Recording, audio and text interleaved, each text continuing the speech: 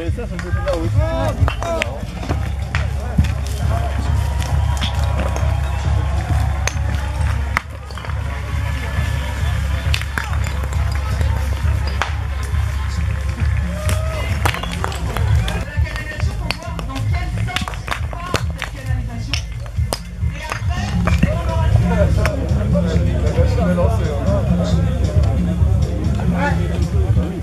Et donc en attendant, on peut danser, hein, si vous vous sentez démunis. C'est la dance party, dance floor, retard party. Et c'est une nouvelle victoire pour nous ce week-end, les amis. Victoire un peu des frères, on joue quasiment à domicile. Mais cette fucking pièce de Sainte-Soline a un de ces petits putains de bras qui vient d'être sectionné de manière irréversible.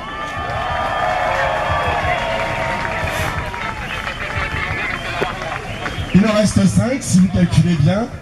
On va raconter un petit peu l'histoire de ce tuyau.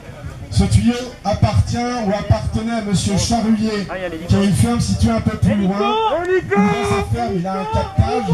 Et je rappelle ici que les fermes ne sont pas des cibles, c'est le système qui est la cible. Voilà. Donc néanmoins, il a installé ce tuyau pour aller alimenter ses terres irriguées qui se trouvent de l'autre côté du campement. Donc ça veut dire que sous le pied et sous le campement passe le tuyau. Mais comme c'est un tuyau PVC, on n'avait pas de moyen pour le trouver. Donc on a trouvé l'endroit où on pouvait le localiser en passage de route.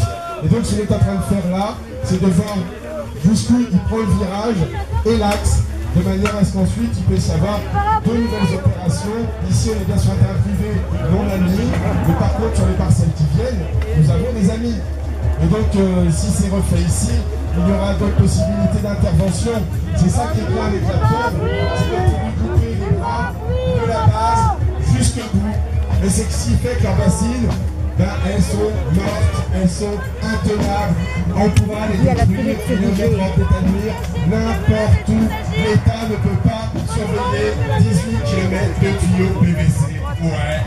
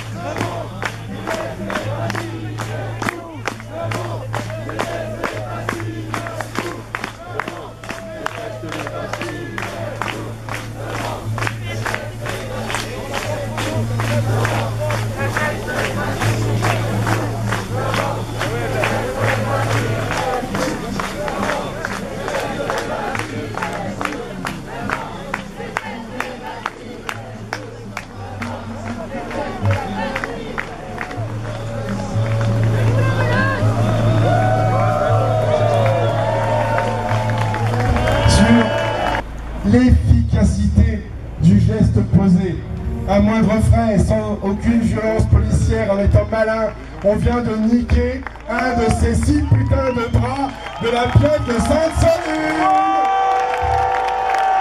C'est pas tout à fait fini quand même, il y a un troisième bras qui est en train d'être démonté, donc il faut attendre encore un peu, et on est unis ensemble, on repart ensemble, c'est notre maximum, on danse aussi.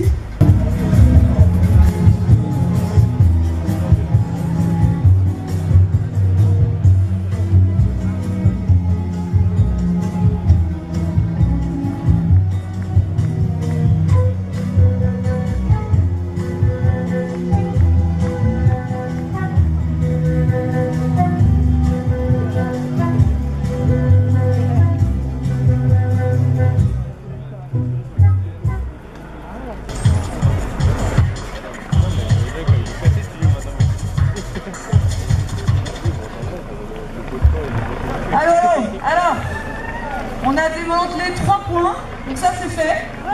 Et du coup on se disait qu'on allait commencer à rentrer au camp. On aurait bien aimé démanteler d'autres choses, hein, mais là on n'a rien d'autre sous la main pour l'instant. Et déterrer la canalisation, c'est pas une mince affaire quoi. Si on voudrait y passer toute la journée, on arriverait peut-être, mais c'est même pas dit. Du coup on se dit qu'on a déjà ça, c'est pas mal.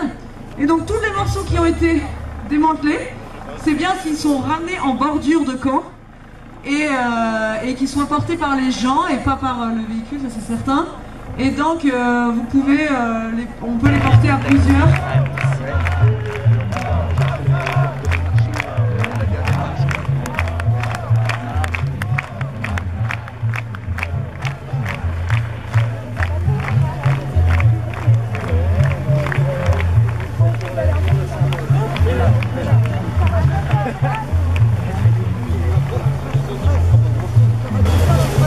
Là, ce qu'on voit devant, c'est quoi? C'est les tuyaux?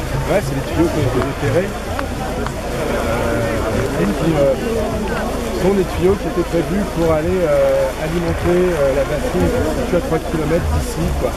La bassine elle a 6 forages dispersés autour très souvent dans les fermes qui profitent des bassines. Il y a 4 de ces 6 forages qui sont dans les fermes elles-mêmes et qui, entre guillemets, mutualisent, revendent à la COP de l'eau pour pouvoir ensuite remplir la bassine. Et donc là on précise bien, c'est pas l'exploitant qui a construit historiquement ce tuyau qui est visé, c'est bien la COP de l'eau 79. On espère que si une plainte est déposée, la COP de l'eau aura l'obligeance d'assumer elle-même la plainte. Voilà.